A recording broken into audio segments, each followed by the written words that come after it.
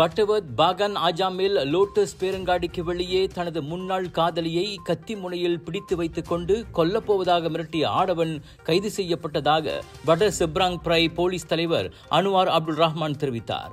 அந்த பேரங்காடிக்கு பொருட்களை வாங்க வந்தவர்கள் அந்த நபரை பிடித்ததை தொடர்ந்து அங்கு சென்ற பட்டவர்த் போலீஸ் நிலைய அதிகாரிகள் அந்த நபரை தடுத்து வைப்பதற்கு அழைத்துச் சென்றதாக அவர் கூறினார்.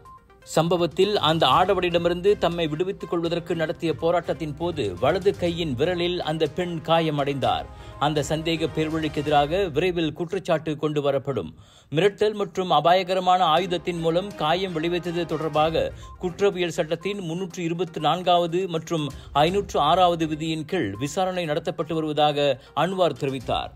பொதுமக்கள் முன்னிலையில் தனது முன்னாள் காதலியின் கழுத்தை பிடித்துக் கொண்டு கையில் கத்தியுடன் மிரட்டும் அந்த ஆடவனின் காணொளி எக்ஸ் தளத்தில் வைரலானது.